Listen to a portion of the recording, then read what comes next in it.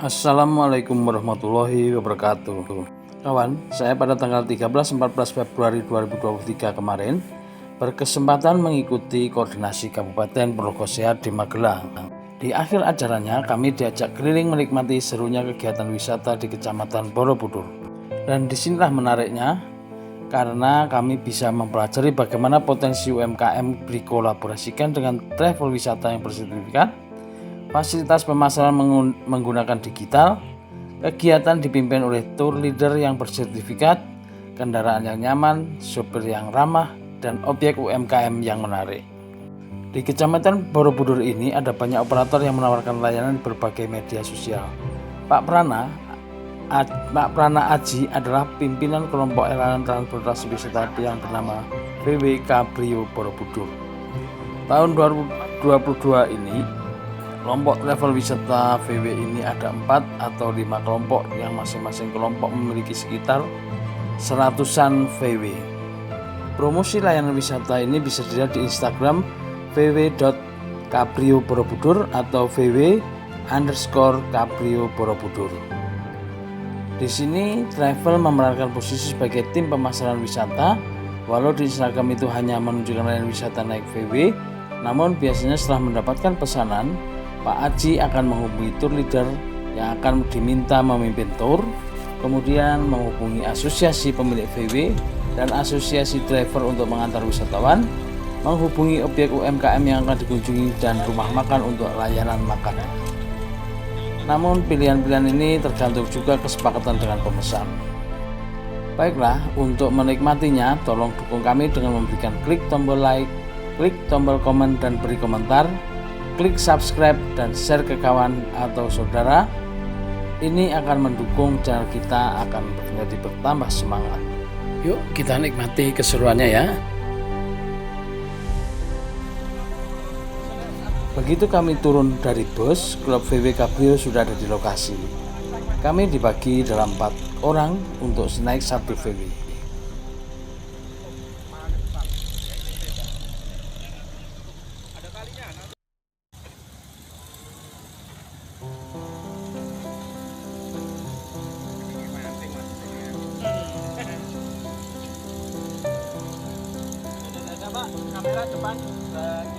Setelah semua anggota sudah naik VW pun berangkat menyusuri jalan perkampungan dan persawahan.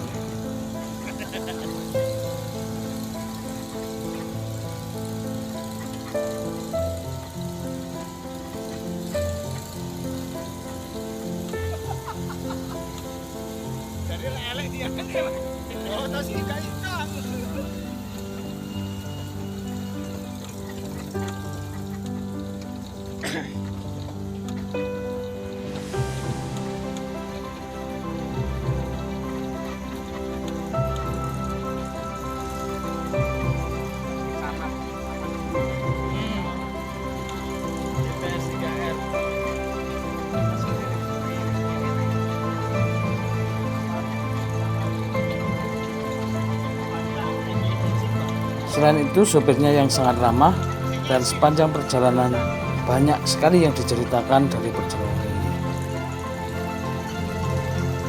Mulai dari kendaraan yang dikendarai, posisi sopir, kondisi jalan, masyarakat, serta desa-desa yang dilewati.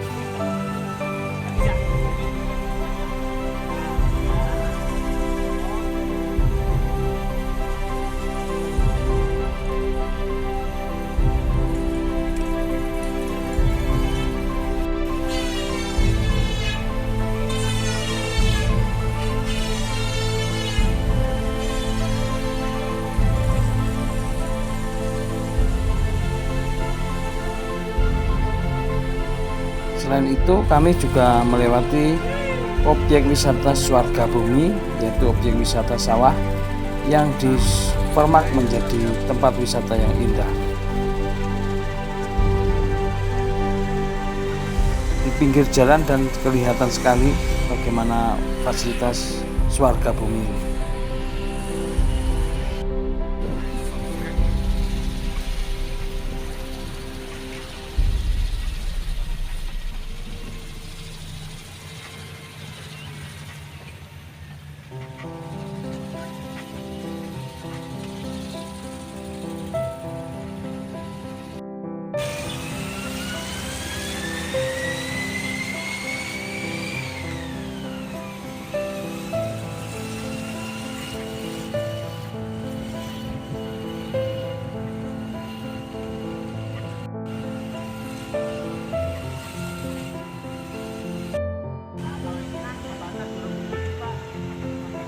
Sebelah kiri ini apa, Mas?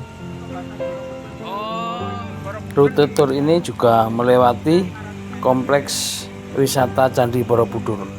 Tetapi kami hanya melewati dari luar saja.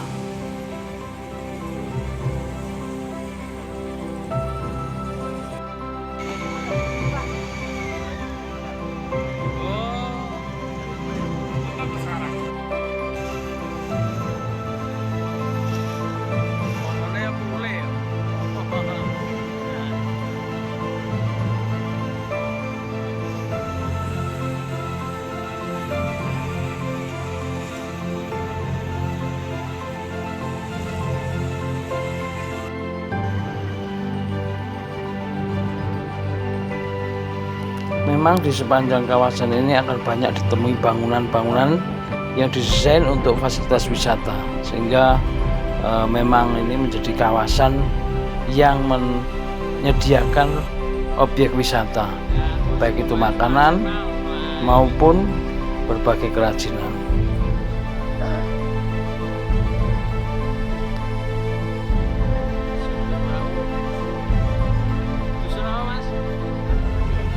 Lokasi kunjungan pertama kami itu ke UMKM pembuat rengginang. Bagi kita sebenarnya rengginang sesuatu yang biasa karena itu sudah produksi orang desa kami. Tetapi di Borobudur ini dikemas menjadi objek wisata. Ini adalah UMKM Rengginang Buyatin. Lokasi kunjungan ini sebenarnya ya hanya merupakan display dari produksi rengginang yang dikumpulkan dari beberapa penduduk yang ada di sekitar. Tetapi di sini ditunjukkan bagaimana proses pembuatan rengginang, mulai dari menanak nasinya, mencetak, kemudian mengeringkan sampai menggorengnya. Lokasi ini dari foto-foto yang dipajang di dinding terlihat banyak dikunjungi oleh para pejabat. Nah, ini terlihat para peserta tur mencoba membuat rengginang. Boleh langsung praktek kayak mau praktek. Kalau nggak mau.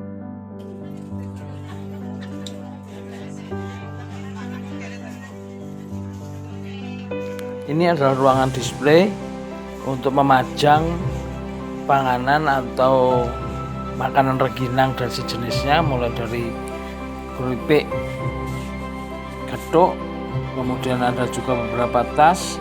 Tapi ini merupakan produk dari beberapa penduduk yang ada di sekitar.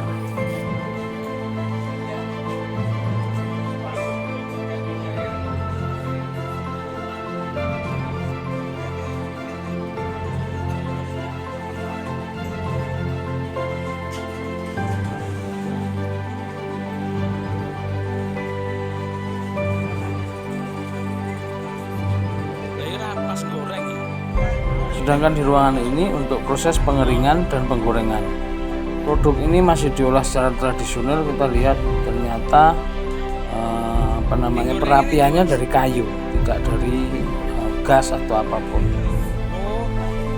Dan ini sedang diasapi karena untuk mengurangi agar tidak terjadi jamur ketika proses pengeringan pada musim penghujan ini. Dan katanya tidak sangit sih.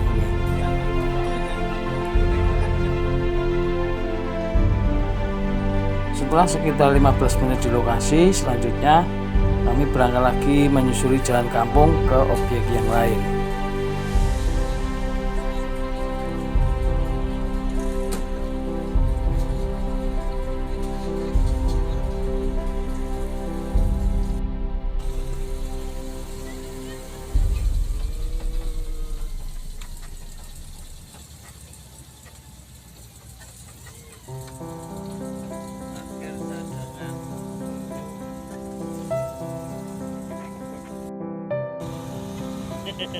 Tak syuting ngerti.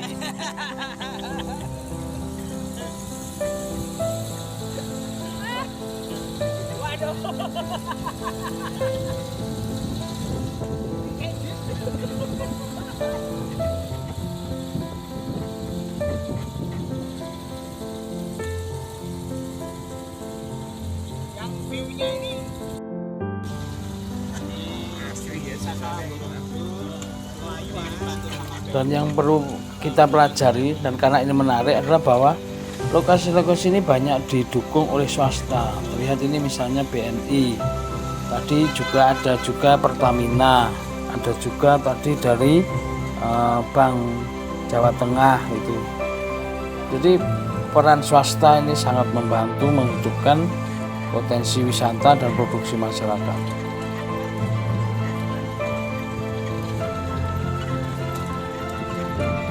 Walaupun kami juga punya sawah dan hidup di desa, tapi tak bosan juga kami menikmati perjalanan di tengah sawah seperti ini. Apalagi bareng-bareng dengan teman-teman yang lain.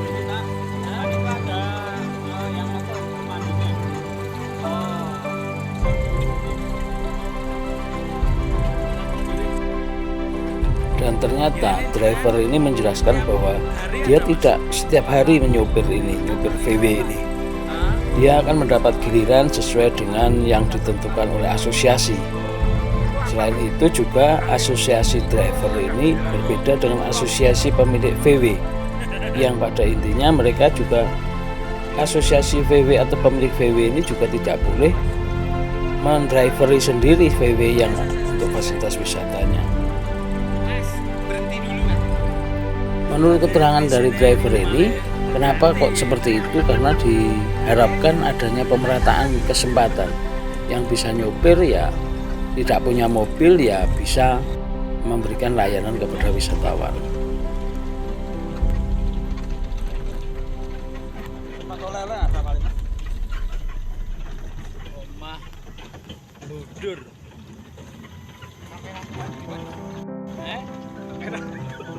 Dan kita lihat di daerah pelosok-pelosok itu ada bangunan-bangunan yang disediakan untuk fasilitas wisata.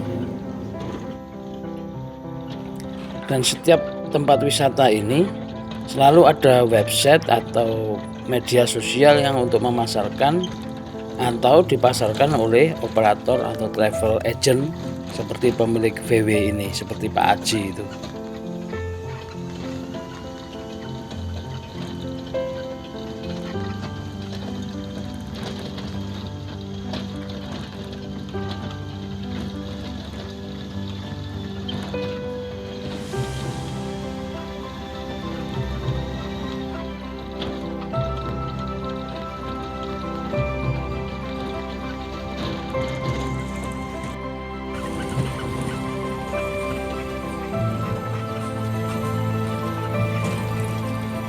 Kali ini kita akan mengunjungi tempat yang dulunya banyak terdapat sumber mata air, sehingga disebut Desa Tuk Songo.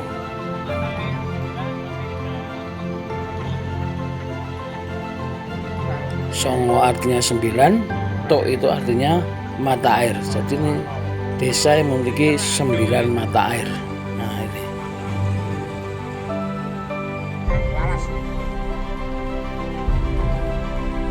Jika Anda adalah pembaca novel sejarah serial Api di Bukit Menerai, maka akan ada lokasi ini disebutkan, yaitu lokasi yang disebut Randu Alas. Diceritakan di dalam serial sejarah itu, di sini ini adalah area pertempuran antara Agung Sedayu dan Ajar Pok Pitu, yang di sini Pok Pitu itu meninggal. Nah, ini makanya kita kunjungi. Dan karena tempat ini cukup bersejarah, kami pun berfoto bersama dengan latar belakang Bukit Menerai yang legendaris itu.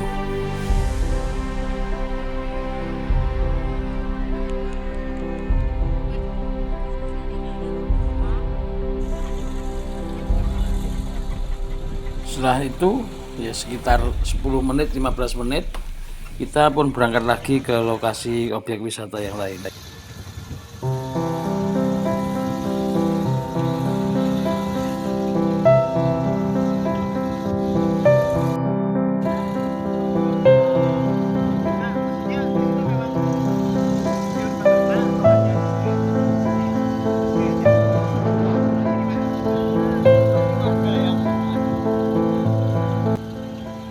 Suasana alam yang sejuk dan melihat tanaman yang subur memang membuat suasana hati menjadi lebih tentram.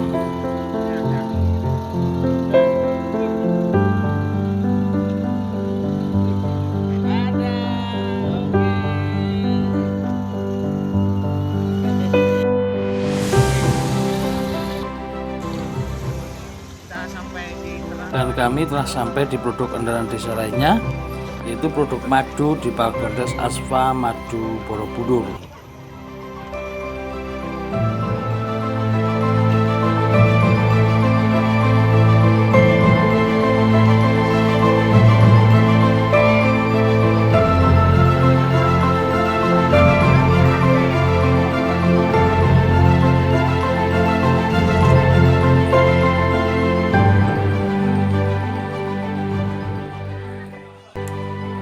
Lokasi ini juga menjadi display atau titik daerah tujuan wisata yang sebenarnya tidak terlalu luas, tapi ini menampung produk madu dari beberapa kelompok masyarakat atau beberapa masyarakat yang kemudian dijual di tempat Asfa Madu ini.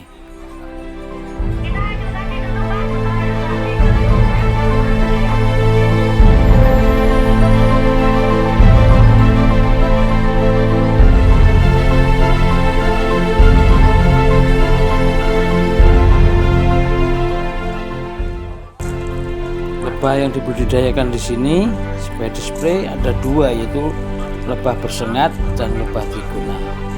Sama seperti tempat-tempat yang lain juga, stop-stopnya dibiarkan berserakan, dan walaupun ini sebenarnya hanya display saja karena letak stop itu tidak mungkin seperti ini. Ada Bipolen, Royal Jelly, dan Propolis. Itu produk lebah juga, cuma cara ngambilnya berbeda-beda dan cara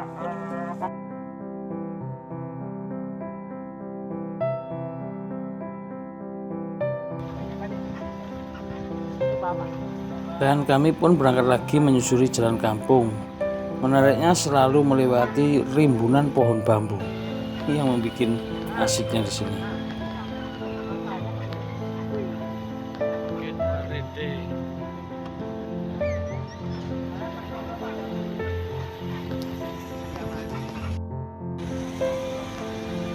Nyampelah kemudian kami di Balkondes, Balai Konservasi Desa yang memproduksi gula Jawa.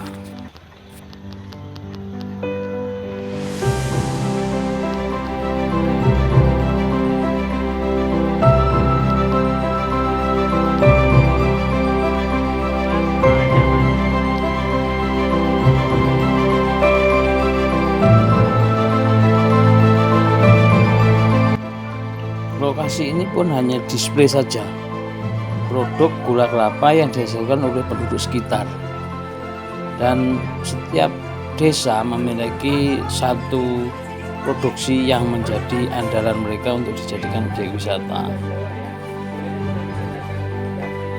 Ya, produknya hanya gula semut dan juga gula berbentuk batangan atau berbentuk batu itu yang sudah dipotong kecil-kecil. Dan setelah melihat atau menikmati semua perjalanan ini, saya yakin sebenarnya Ponorogo sangat mampu untuk mewujudkan ini. Ini tergantung dari niat dan kemudian semangat kita untuk mewujudkannya. Akhirnya, terima kasih sudah ikut belajar dan matur suwun. Wassalamualaikum warahmatullahi wabarakatuh.